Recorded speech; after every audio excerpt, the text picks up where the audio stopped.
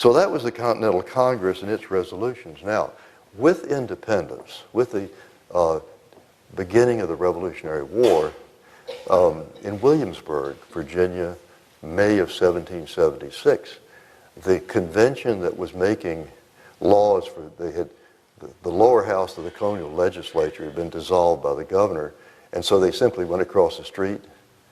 Being Virginians, they went across to Raleigh Tavern, good place to make laws, and these folks were the ones who on May the 15th, 1776, instructed Virginia's delegates at the Continental Congress in Philadelphia to introduce the Resolution for Independence. So the resolutions that finally became a fact in July of that year began at Williamsburg in May of 76. And on the same day that they passed that resolution, the Virginians set to work on a constitution for Virginia. Actually, they set to work on two documents. First, a Declaration of Rights, the famous Virginia Declaration of Rights, which again owes so much to the English declarations. And having passed that, then a frame of government or the body of the Constitution. I think the importance of the two-step process, it's pure John Locke. It's social compact. The notion that people enjoy inherent natural rights before they frame a government, so that those rights depend independently of, they precede government. So social compact theory has concrete form in this Virginia two-step process. Well, what Virginia did, other states were doing, Pennsylvania and the others were passing bills of rights and constitutions. And if you think about those early documents, they're really strikingly different from the federal model, which is so familiar to us, checks and balances, separation of powers and the like. In these state documents, you typically had legislative supremacy. Pennsylvania, 1776, for example, there was no governor. They had a plural executive. Courts hardly had any powers to speak of. In 76, the legislatures were thought to be the branch of government closest to the popular will. Well, in this process, one of the people who complained about the first Virginia Constitution was Thomas Jefferson. Founder of my university, I have to admit, it's written into my contract, teaching contract, that I'm not permitted to give any public lecture without at least one reference to Thomas Jefferson. So you will record that I have just made my obligatory reference to Thomas Jefferson. Thomas Jefferson hated that first Virginia Constitution. My theory is he didn't like it because he wasn't there. Jefferson couldn't imagine anybody could do anything like that without his being part of the process. His objection was that the same body of men who was making ordinary laws for Virginia also purported to make a constitution. And he said if they can do that, they can unmake it. It's simply no more than another law. You want a separate body to make a constitution which is superior to ordinary law. So what we did not do in Virginia in 1776, I have to give credit to my friends in Massachusetts. In 1780, they called a constitutional convention elected with delegates elected by the people expressly to write a constitution, which then went to the people in referendum for ratification. So Americans at that point invented something which the Europeans had not, and which had up to then been unknown in American practice. It transformed the way we make constitutions in this country.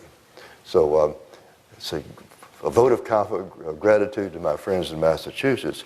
I was up there last year giving something called the James Otis Lecture at Fountain Hall, and I was imprudent enough to suggest that my friends in Massachusetts are very good at words. We know John Adams and all that, but they're not so good at numbers because they don't quite understand that 1607 comes before 1620. And I don't think I made any friends in Boston by making that observation. Well, so you get to the stage at state constitutions of something which really is now fundamental law. The Federal Convention, 1787. Now, as you probably know, there's no complete transcript. We have Madison's notes. You'll be hearing about those today. I may be wrong about this, but I'm not aware that during the debates of Philadelphia, anybody ever mentioned Magna Carta. Well, if I think it's such a big deal, if it's so important to the story I'm telling today, how come it wouldn't be part of the debate at Philadelphia? Well, assuming it wasn't, and I were able to query my Federalist friends, why did you not talk about Magna Carta? I think their answer would have been, in the first place, Magna Carta was simply an adjustment of power between the barons and the king. We're setting out to create a new government. That's a totally different enterprise. Also, I think they would have argued, look, the Magna Carta limited royal or executive power. We're writing a constitution to limit all branches of government, including the legislative and judicial power. And they probably also would have said Magna Carta was, in effect, a grant by the king to the barons and other people in England.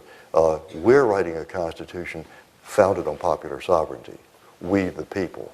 So I think they would have distinguished it. Well, whatever their intellectual reasoning, as I'm sure you know, the nearly fatal mistake that was made at Philadelphia was not including a Bill of Rights. There was a motion late in the convention by Elbridge Gerry and George Mason and others to have a Bill of Rights that was rejected. And of course that created a center of opposition in what came to be known as the anti-federalist camp, who said, look at this new Constitution, no Bill of Rights. They're not recognizing our rights. Well, James Madison was a good enough politician to basically say, look, okay, I get the point. Just ratify the Constitution and we will undertake at the first Congress to add a Bill of Rights. He was as good as his word. He winted out a number of suggestions, proposals that came from the states, and those proposals enacted by Congress, approved by the states, became, of course, what we call the Bill of Rights today. So we have a Constitution, a Bill of Rights, and what we have at this point, if you step back and think about the respective part played by the British tradition for Magna Carta and the English Bill of Rights, and then American ideas on the other hand, I think you have an interesting blend of American innovations. American federalism really had no direct European counterpart. Judicial review is really, I think, if you look at global constitutionalism today, perhaps America's most remarkable contribution to constitutionalism around the world. Innovations on the one hand, but then tradition on the other. Ideas like due process of law, cruel and unusual punishment, a number of precepts which are in our constitutional system which owe their ancestry to England. So how would I sum up, put together Magna Carta's legacy? I mean, what is it? What does it have to say to us about the way Americans think about constitutional law and government? Well, first, I think Magna Carta is the iconic example of what we like to call the rule of law. That's a phrase that American lawyers love to talk about, very proud of. It is less self-revealing than one might think. I was at a meeting in what was then Leningrad, now St. Petersburg, working with the drafters of the first post-Soviet Russian Constitution.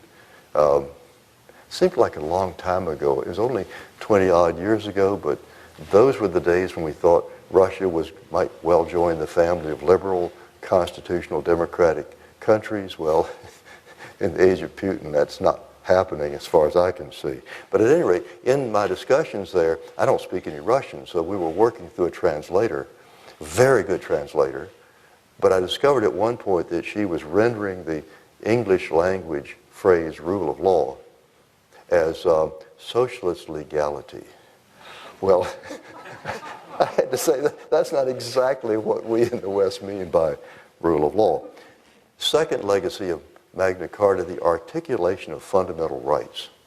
And that really takes hold in this country. There is no, in all my travels, I know of no country where talk about rights, where the language of rights is so conspicuous as it is in America. We complain about lawyers and judges and courts, but boy, when we have a problem, we show up in court. And we're very good at turning garden variety disputes into lawsuits, and ordinary lawsuits into constitutional claims. I sometimes think our national motto ought to be something like, I'll see you in court. Put that on the national flag. So fundamental rights, a legacy of Magna Carta. Thirdly, putting it in writing. There's an Anglo-American tradition of these fundamental documents that we've been talking about this morning, beginning with Magna Carta, running right on through the American Constitution, Bill of Rights, down to the European Convention of Human Rights, any other number of documents. But it's here in America that we really take written documents seriously, partly perhaps because of the religious influence, biblical teachings and the like. Well, that's perhaps another subject. Fourthly, and this one I think really matters in terms of the influence of Magna Carta, and that is it put us on the road ultimately to the notion of constitutional supremacy. I told you about James Otis's writs of assistance argument where he quoted Lord Coke and said that even Parliament or legislative bodies by extension are limited by the Constitution. It's an idea that takes you finally to John Marshall's opinion, 1803 in Marbury versus Madison. Those of you who have studied law may remember when you first read Marbury, and you may have been a little bit struck by the fact that he starts out the opinion with general principles of jurisprudence, the idea of a constitution. The notion being, if you're going to write a constitution, you must mean for it to be superior to ordinary law, as if that's a self-evident proposition. Then later in the opinion, he finally gets, almost by way of an afterthought, he says, oh yes, by the way, there's Article 6 of the Constitution. This Constitution and all laws enacted in pursuance thereof shall be the supreme law of the land. Well, today we write an opinion starting with the text and taking it from there, but in Marshall's time, these general principles were so self-evident to him that that's where he started. Finally, in talking about Magna Carta's legacy, I think there's the tradition of an organic, evolving, unfolding Constitution. I'm looking around the room and I don't see Justice Scalia here. Because if he is, I might be a little more careful in what I had to say. I don't think he'd come up and beat up the lecturer, but he might be tempted. It brings us down through Anglo-American history to what today might be called the living Constitution. Those are the words that I think Justice Scalia might not like to hear. But one may object to it, but it's there. It's so much a part of the way we do constitutional law. For example, cruel and unusual punishment has never been limited to what it meant in 1791. I can think, for example, of cases decided by the Supreme Court as late as 1989, where the court rejected the argument that capital punishment for youthful offenders, or in another case for the somewhat mentally retarded, violated the Eighth Amendment. That's 1989. Well, then in 2003, 2005, just a little over a decade later, the court overruled both of those precedents and held that under those circumstances, there was a violation of the prohibition on cruel and unusual punishment. There you clearly have an evolving constitution. Of course, the more dramatic examples come in thinking about the Due Process Clause. I mean, if you know something about the uses to which Fifth and 14th Amendment due process have been put, is there any example in constitutional history of a more malleable concept that has been put to service of more different things over the years? Let me, on that point, read you just a couple of lines from what Justice Kennedy had to say in a case in 2003, Lawrence versus Texas. It was a case where the Supreme Court struck down a Texas law criminalizing sodomy. It's an anti-sodomy law. And at the end of that opinion, Justice Kennedy said, those who drew and ratified the Due Process Clause did not presume to know the components of liberty in its manifold possibilities. The times can blind us to certain truths, and later generations can see that laws once thought necessary and proper serve only to oppress. As the Constitution endures, persons in every generation can invoke its principles in their own search for greater freedom. So that's Justice Kennedy, Lawrence versus Texas, 2003. It's therefore all the more intriguing if you look at the same justice's opinion in the Obergefell case, this year the same-sex marriage case that all of you know about. Read that opinion. At the very end of that opinion, you find the identical language. Now, normally, when you find that language lifted from one opinion and plopped down on another, it'll be in quotation marks with a citation. Not here. It's just, he just says it. He doesn't quote himself. He doesn't tell you where it came from, but it's clear that he's using the same language. And the way I think about that is it's become for Justice Kennedy such an obvious proposition of constitutional law that he doesn't have to cite a source for it. It's like John Marshall talking about judicial review in Marbury versus Madison. So there you have some notions of Justice Kennedy and due process of law. Now finally, before I wrap all this up, a word or two about the documents called Magna Carta. Where are they? There are 17 copies of Magna Carta from the year 1215 through the year 1297 when it went on the statute books of England. 4 copies of the original 1215 charter. 2 are in the British Library, 1 at Lincoln Cathedral and 1 at Salisbury Cathedral. Of those 17 Magna Cartas, they're all in England except for 2. One's in Australia, and then there's one at the National Archives in Washington. It's one of the 1297 charters. I was on a plane flying to London one time, and my seatmate was a lawyer from Texas, who was Ross Perot's personal lawyer. And we chatted, and he told me the story of how Ross Perot heard that a family in England owned a copy of Magna Carta. Well, Ross Perot, being a man of means, I suppose had most everything else he could want, but he didn't have a copy of Magna Carta. So he decides he'll send this lawyer over to bargain for it, and they finally struck, this is back in the 1980s, they finally struck a deal for $1.5 million. So 1980s was a fair amount of change. So I said, that's very interesting. You buy this copy of Magna Carta. How did you bring it over to this country? Surely England has laws about exporting its patrimony and the like. And he said, well, I took this copy of Magna Carta, I rolled it up and put it in a mailing tube. And I said, you put this priceless document in a mailing tube?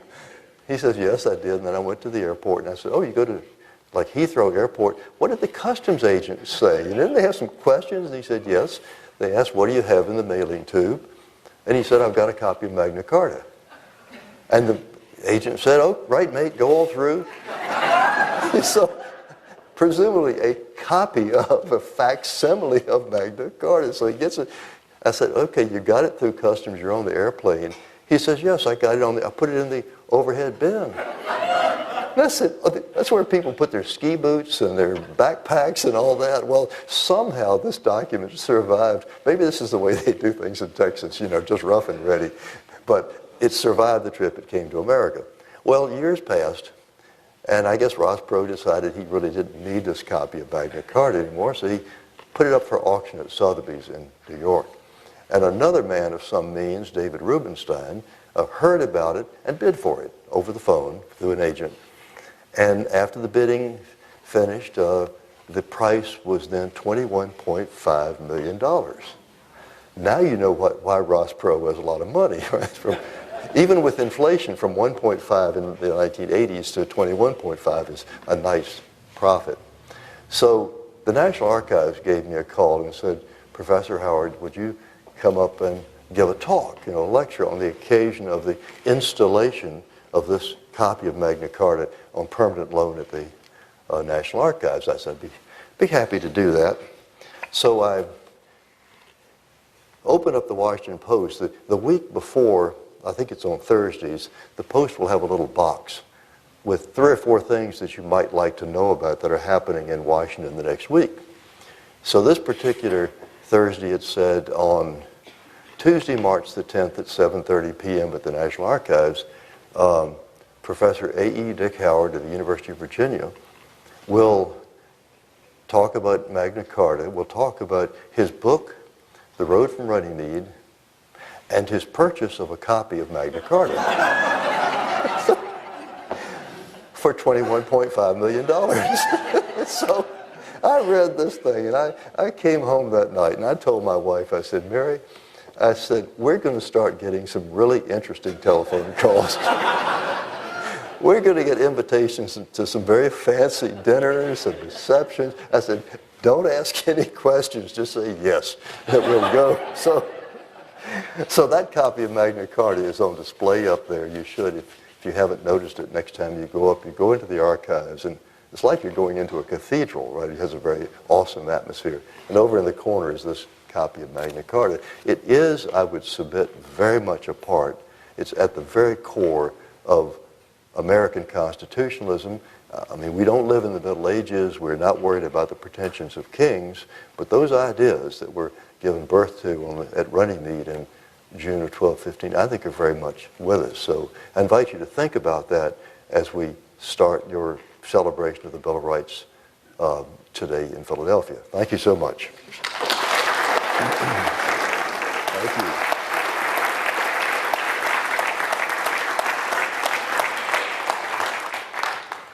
I understand that we have a few minutes for questions. There's a microphone right here. I guess there's only one on this side, but if anybody would care to challenge me on English constitutional history or whatever's in your mind. Oh, you've got, okay, this gentleman here has got the first question. Yes, sir. With the Bill of Rights, there are originally more than 10. What were the other 2, and why were they not adopted? I'm sorry? What were the other 2? Yes. The ones that beats me. Okay. All right. I have a non-answer to the first question. Some other expert on the Bill of Rights today will have to answer that one. Sorry about that. We'll pass on to maybe one I can answer. This lady on the aisle over here. On the amendment that talks about the right to bear arms. Yes. Was that intended for individuals, or did the founders mean the militia? That one I'm bound to have something to say about, don't you think? How could we not talk about the Second Amendment? The conventional wisdom for years, including a Supreme Court case in 1939, United States versus Miller, was that the right to bear arms in the Second Amendment was a collective right. Now that was not a holding, it was dictum, but even so, it was long assumed until a challenge in Washington, D.C. to a local ordinance restricting having arms. And in District of Columbia versus D.C. versus Heller, H-E-L-L-E-R, the court took the position 5-4, majority held it's an individual right. Now, if you want to know my reaction to that opinion, I think it's bad history. For my purpose, I think the language itself invites you to think of the right in collective terms because it begins with a prefatory phrase about maintaining state militias. After the comment then goes on to talk about the right to bear arms shall not be infringed. I think the English language notion of bearing arms also suggests we don't bear arms individually, we bear arms collectively in militia. So, but mind you, I'm a law professor, not a justice. I didn't get to vote on it, but I can respectfully disagree with the majority. It's an absolutely fascinating example. I talked to it, the Living Constitution. Both sides in that D.C. versus Heller case, the majority and the dissenters, started with history. In a sense, the originalists, those who think we should go to the original meaning, seem to have carried the day because dissenters and majority alike have started with history. But it reminds you how malleable history is in the hands of lawyers and judges. Right? I mean, it's called law office history. So to me, one of the weaknesses of originalism as a methodology is that it doesn't make it objective. It still means how do you read history and what do you think it means. So for my purposes, now, I think the court, may I say respectfully, got it wrong in D.C. versus Heller, but the opinion Justice Scalia wrote, I think was written with a view to a narrow opinion to keep the other 4 justices on in the majority, because all it says is that you have a personal right in your home to have traditional weapons. It leaves open any number of questions about registration, gun shows, about guns in schools, and on and on and on. Lots of questions like that. So this is like so many Supreme Court constitutional cases. They tend to open as many questions as they answer. It's a wonderful annuity bill for American lawyers. Keeps us going. Another question, wherever yeah, there we are, right there. Considering the influence and the power of the Magna Carta and the English Bill of Rights, Yes? how do you explain that the English don't have a written constitution? Why they don't have a written constitution. I was in England in June giving lectures, and in the public occasions there, the most common question, the question most frequently asked was, should the United Kingdom have a written constitution? And I said, look, and I'm an American visitor, I didn't come here to give advice, but I said, but on the other hand, if you would like to write one, I'm happy to lend a hand. You know, I'd be happy to come back. The traditional English response to that question is, we have tradition, custom, convention. We just know how to do things right. There are just certain ways we English people do. And you Americans might need a written constitution, but we really don't. I think that answer is more tentative and more undermined by circumstances in the UK today. They are a much more diverse population than they used to be, socially, religiously, and the like. Diversity leads to minorities, leads to discrimination and questions like that. They are also now part of the European Union. They have the European Convention on Human Rights, which sets out norms, which invite thinking in constitutional terms. What the British have done is a midway, a way station between no constitution at all and a full-fledged document like the one that we have. They have the Human Rights Act of 1998, which instructs English judges that they may find an act of Parliament to be incompatible with the European Convention. But they can't do what John Marshall did. They can't strike down the statute. All they can do is tell the government this act is not constitutional in European terms. It's a political directive, in effect, to the Parliament to sort of clean up the statute. Yes, sir, right here. To the point you're just speaking of, if Cook's premise that Magna Carta is supreme is true, and the divine right of kings is dead, why does the sovereign, upon accepting the crown, have to reissue the Magna Carta? Reissue Magna Carta. Since that tradition of reissuing Magna Carta persisted for decades, even centuries after Runnymede. But once you got past the 17th century, what the English Bill of Rights and the so-called Glorious Revolution accomplished in 1689 was a complete restructuring.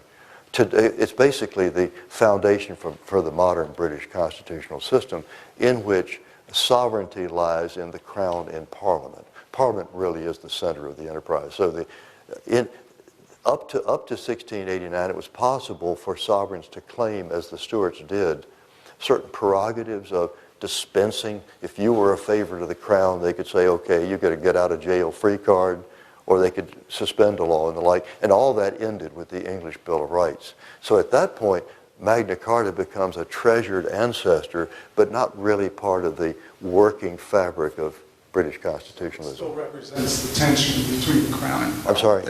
the reissuance of it still represents the tension that exists between the crown. That's right. These were reissued as long as the crown could be seen to have the power. They did have prerogative powers, and they were misusing them. John wasn't the only one. He was actually inheriting the system the Angevin kings had been using for a long time. It's just that he had more of a political tin ear than some of his ancestors did. But running through centuries of history is that constant struggle between crown that wants money and Parliament that has to vote it. Thank you for that question. You have a gentleman here. The people in Guantanamo Bay, I don't believe, have been given their due process. Right. And I don't believe that amendment says anything about citizens. That's correct. Yes, so what?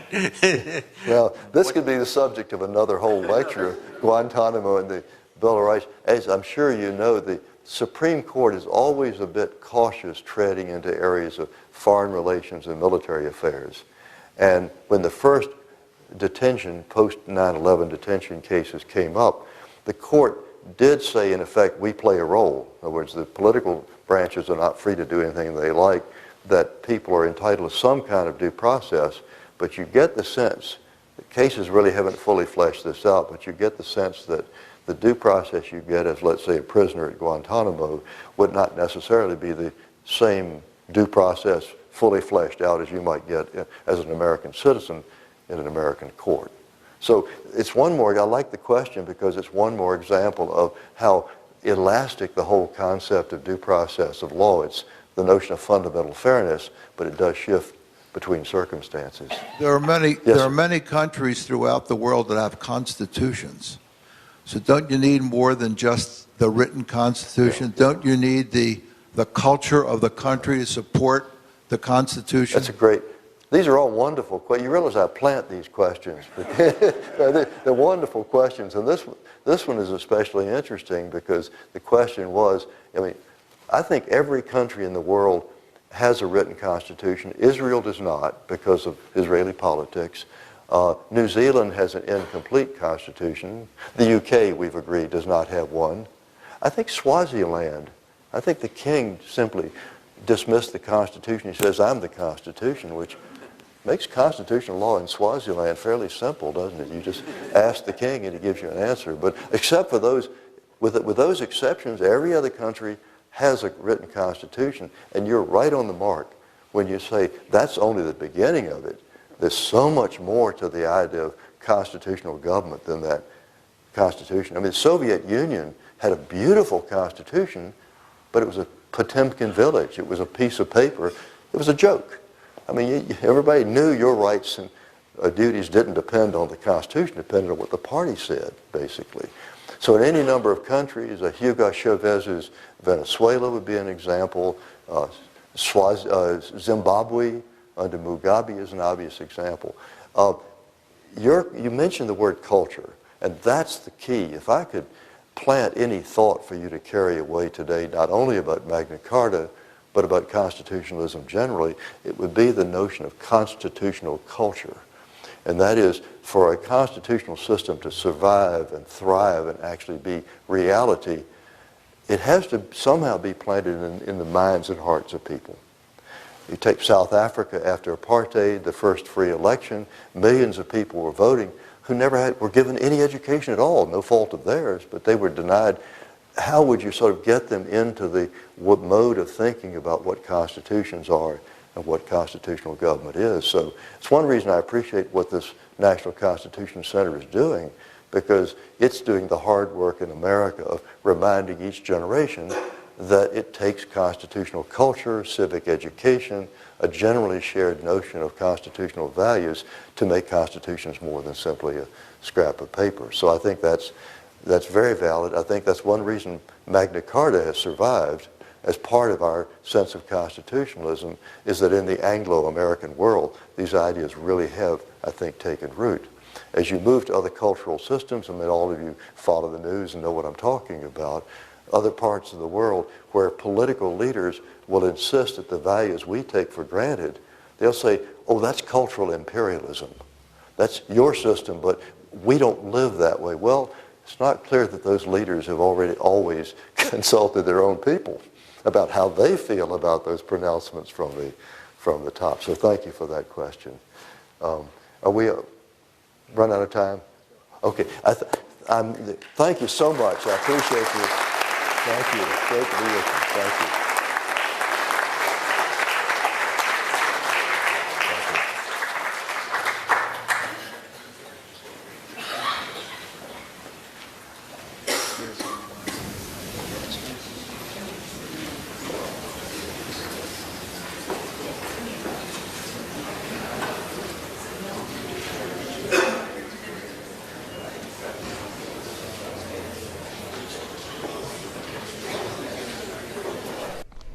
Next up from the Bill of Rights Day Book Festival, Mary Sarah Bilder talks about James Madison's note on the 1787 Constitutional Convention.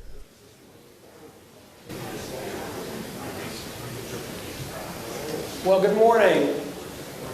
I'm Mike Gerhardt. I'm the scholar in residence at the National Constitution Center. It's a great privilege for me to be able to do that. I normally teach at Constitutional Law at UNC Chapel Hill, which is not that far, at least by airplane. And it's terrific to be here today with Mary Bilder to talk about her terrific new book, which is called Madison's Hand, Revising the Constitutional Convention. So I'm going to talk to Mary for roughly an hour, but you'll also have the chance to write down questions. There'll be people coming through giving you the chance to sort of jot down some questions on index cards. Just as a little bit of background, Mary is a professor of law and distinguished scholar at Boston. Yes. Sorry, it's also mic'd, which hopefully is going to carry throughout the room. But we are here today with Mary Sarah Bilder, whose terrific new book is Madison's Hand, Revising the Constitutional Convention. Mary is a professor of law and distinguished scholar at Boston College Law School, where she teaches property, trusts, and estates, and American legal and constitutional history. And in case you missed it, I am Mike Gerhardt, scholar in residence here at the NCC and also constitutional law professor at UNC. But back to Mary, which is much more important. Mary is also has also been a visiting professor at both Columbia and Harvard Law School, and she's a member of a number of distinguished places, including the American Law Institute, and a fellow of the American Bar Foundation. And her 2004 book, The Transatlantic Constitution, Colonial Legal Culture in the Empire, was awarded the Littleton Griswold Award from the American Historical Association. I expect great things for the next book, which we're going to talk about now as well, which is a remarkable study of Madison's relationship with his notes. Now, that may seem a little dull, but I can tell you it's not. Hopefully because they are one of the primary ways we understand the American Constitution. And maybe one of the best places to begin, Mary, is just tell us, why do people think of Madison as the father of the Constitution? James Madison outlived everybody else. And if you live the longest, you get the last word. The historian Drew McCoy called him last of the fathers in another wonderful book on Madison. And by the time he died when he was 85 years old. And as he got older, he actually started to keep track of who was left from the convention. Young men used to come and visit him and ask him about the convention. And or they'd ask him, could you publish your notes? And he said, well, I don't know, let me think about it. And people would write him, we think you're the last one. And he's like, no, this person's still there, this person's still alive. And so by the end of his life, he really was the only remaining person who had participated in the Philadelphia Convention that wrote the Constitution. And because of that, sort of outliving everybody, he got to be the most important. And also, he left this remarkable set of notes. It's the only sustained account of what happened at the convention that wrote the Constitution. So he's sort of doubly important. Yes, and so Madison's a very competitive fellow, as we're going to discover in a minute, and it turns out to be quite a constitutionally significant way. So how did it come about that he was taking those notes? So let me backtrack. Because people might think like notes, whatever. The notes are held by the Library of Congress, and they're considered a top treasure of the American people. They're probably one of the most important manuscripts held by the Library of Congress. And the book argues that he took those notes originally as a diary. He was particularly interested in keeping track of the proceedings for Thomas Jefferson. We tend to sometimes think that Thomas Jefferson was at Philadelphia, but he wasn't. He was in France, and he missed the whole thing. It was like a big party, and he thought the party was in Europe, but the party was back in the United States. And he actually doesn't come back until after the Constitution's ratified. So Madison, I argue in my book, took the notes for himself, but also very much so that he could share with Thomas Jefferson upon Thomas Jefferson's return or in letters what had happened that summer. Yes, and And in fact, the notes sometimes are given an authoritative status in the construction of the United States Constitution, which of course we're going to be now looking at whether or not they either have that status, and more importantly, what that status might actually allow for or mean. How did you discover that Madison revised his notes? So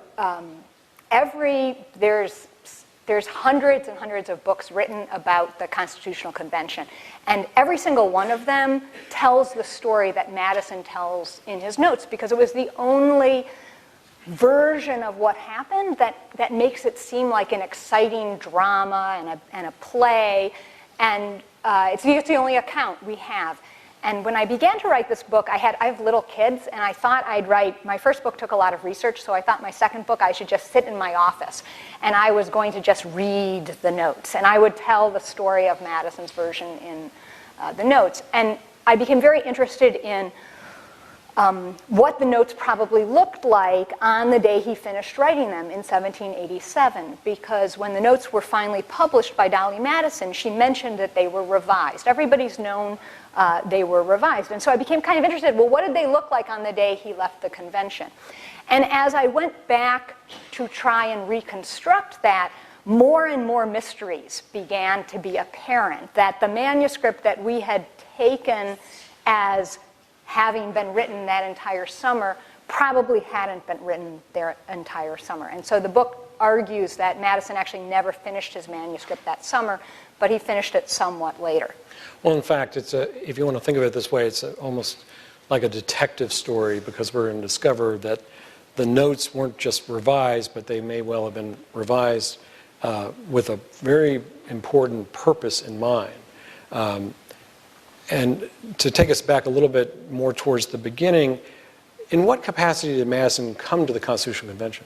Yeah, he came, Madison was in his mid-30s when he went to the Constitutional Convention, and we think of him as famous. This is the picture my publishers put on the cover. It's a very nice, it's a beautiful picture of Madison. This is what we tend to think of him as. The picture I wanted, but they were right, but I wanted the picture that's in the middle of the book. You probably can't see it, but he looks like a kid. He looks actually about 14 years old, and he wasn't. He was, this is a couple years before the convention. And I thought that was a great picture. It's actually a beautiful portrait of him.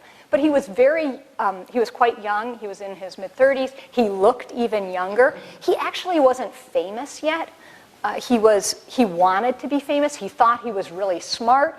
But when he showed up at the convention, there were people like Benjamin Franklin, George Washington, other people who had already made their reputations. And so part of the story that I tell in the book is about a different Madison than we sometimes think we know, a Madison who's in some ways trying to figure out who is he and trying to persuade everybody to agree with what he thinks is the right new foundation for the country.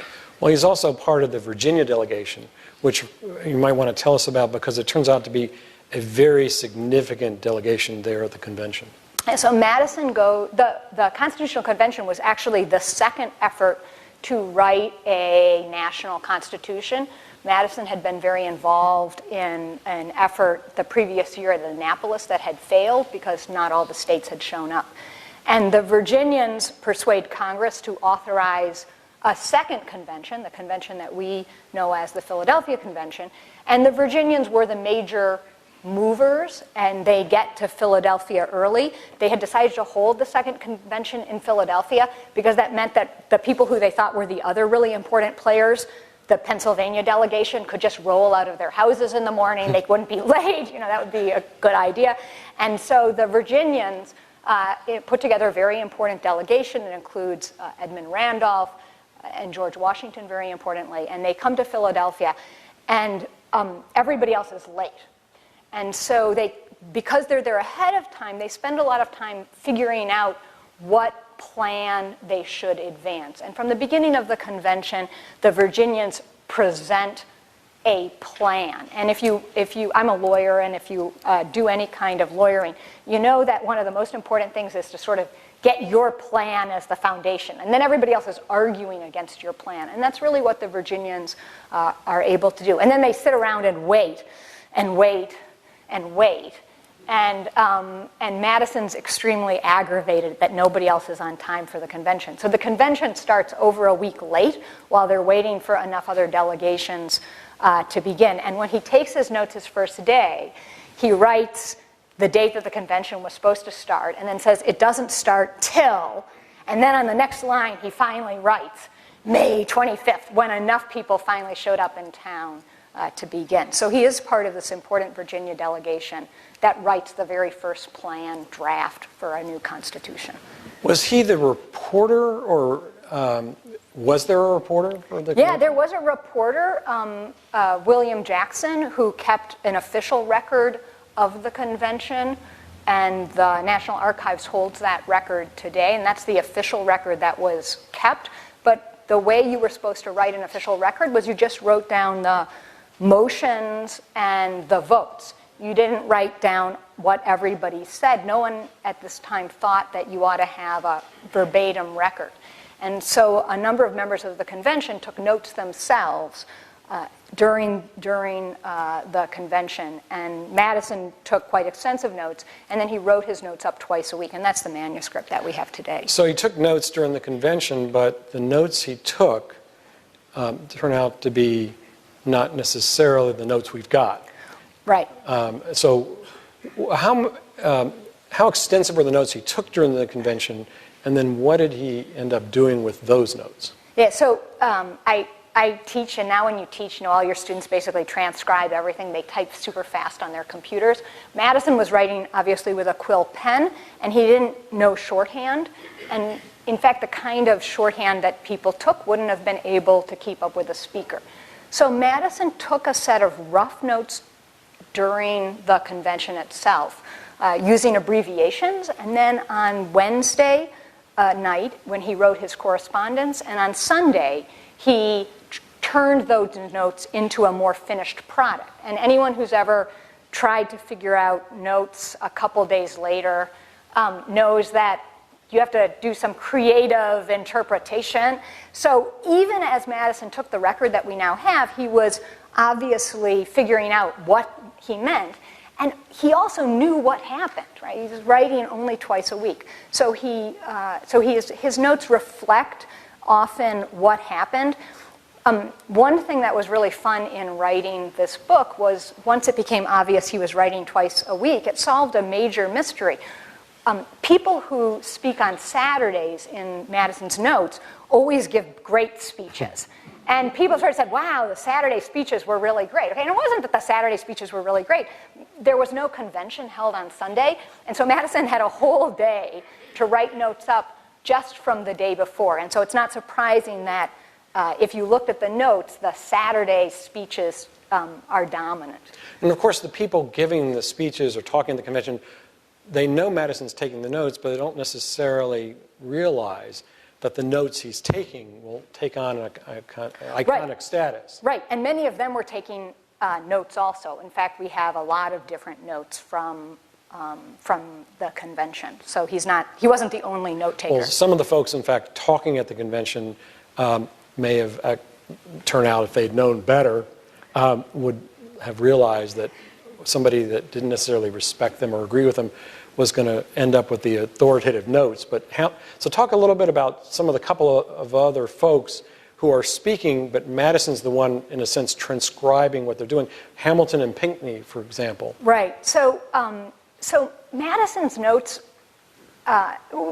historians and law professors and judges have tended to think that when Madison took notes, he was taking them the way that we would think a reporter would take notes. But he wasn't. He was taking them for himself and Thomas Jefferson. And so he focused on people who were either allies of the Virginians or were his arch enemies or were people who said things that he thought were interesting. And there's a lot of people who don't ever show up in Madison's notes, and who knows, they might have said things, but Madison didn't write them down.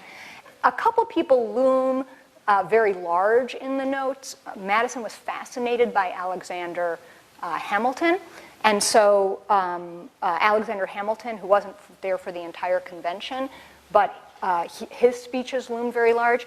Madison was, I argue, found Charles Pinckney from South Carolina extremely annoying.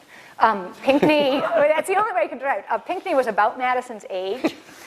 There's these letters in the Library of Congress with Pinckney that Pinckney wrote Madison, and Pinckney had this big handwriting. It's sort of florid. It's just huge.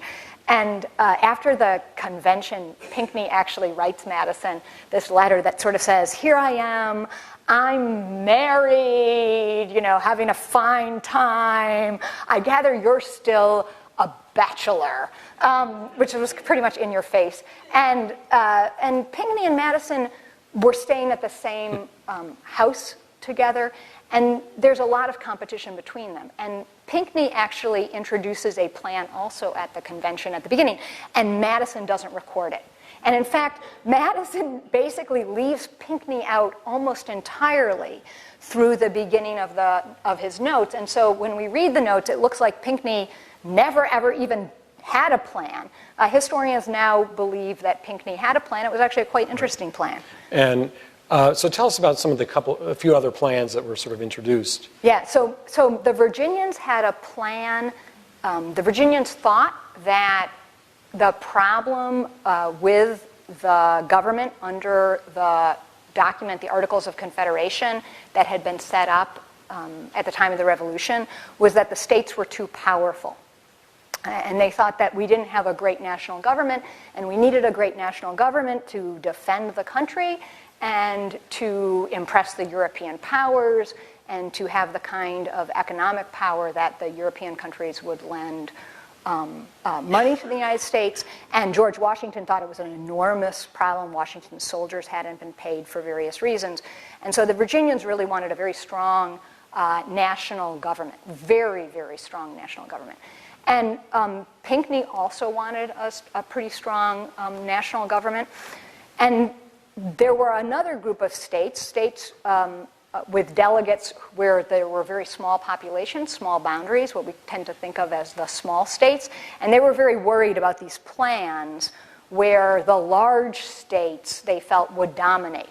And so everybody who came to the convention came trying to figure out who would actually run the national government. And the large states wanted the population to be largely determinative. They would basically run the government then. The small states very much wanted to keep the state representation that had existed under the Articles of Confederation because they then wouldn't be completely dominated by the large states. So it turns out that Madison, of course, is not just revising his notes at the time, more or less, of the convention, but later. So tell us a little bit more about the times when Madison actually was literally revising his notes. Yeah. So one of the really wonderful things about writing this book was eventually the Library of Congress, which is just wonderful, decided I wasn't a complete nut. For a long time, they thought I was a crazy person. But then, and they took a lot of pictures for me. I was always writing them, "Now can you take a picture of this?" And then eventually they decided that I was not crazy, and they would let me see the manuscript, which is in a vault. The manuscript's in a big vault. And we went down into the conservator's lab, and one of the things I wanted to do was have the manuscript put on a light table so that you could see the watermarks, how the paper changes. And it was very exciting for me. It was a wonderful opportunity, and one of the really incredible things about the manuscript is the manuscript's quite small. Madison had this. He wasn't a very large person. He was about my height, and he was actually thinner than me, so he's a quite small person. And he had this tiny little handwriting. And so the manuscript itself is only about this big, but it's covered with revisions. And you can see the revisions. The Library of Congress actually has a lot of images up on its website of the revisions, and there's pictures in the book. And the book argues that Madison finished the manuscript about 2/3 of the way through until August, and then he got sick and he started to serve on committees and he never finished the manuscript. And then 2 years later, when Thomas Jefferson is returning to the United States, Madison had promised Jefferson that Jefferson could read the manuscript of the convention, but it's not finished. So Madison has to try and finish it, and he secretly borrows from George Washington the official journal, which nobody was supposed to see, and he makes a secret copy of the journal. And then he uses that secret copy of the journal to finish his notes. But you can imagine 2 years after you've taken abbreviated notes, you don't have a lot of idea what they mean any longer. And so the end of Madison's notes bear a marked resemblance to the official journal. And Madison then, as he was fitting everything in from the official journal, he realized he hadn't written down any of the important motions or things in the beginning of his notes because he was just interested in what he and his archenemies and his friends were saying. And so he went back and he rewrote the beginning by adding in all the little white spaces extra little notes. And then he started running out of space, so he pasted little pieces on top of them all. And then he presents that to Thomas Jefferson. And I think Thomas Jefferson never read all of it. That's just my own guess. What Thomas Jefferson did was he immediately turned to the part involving Alexander Hamilton.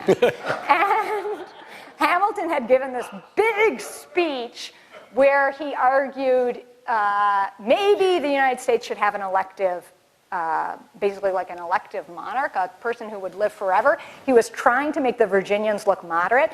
And Thomas Jefferson flips to that part and he said, there were people who were trying to create a monarchy. And from that moment on, Jefferson's convinced that Alexander Hamilton is an enormous danger to the United States and that he's secretly trying to have a monarchy. And Madison started thinking, gosh, there's things that I wrote in the notes. I gave some speeches where I sounded suspiciously like all these things that Jefferson thinks are a bad idea. And so my book argues that Madison took those pages and he took his speeches and he rewrote those pages, leaving out the dangerous conclusion that he had made so that Thomas Jefferson would not realize that he had been more with the Hamilton crowd than Jefferson thought was advisable when he came back. And Madison and Jefferson become very, very close when Jefferson comes back.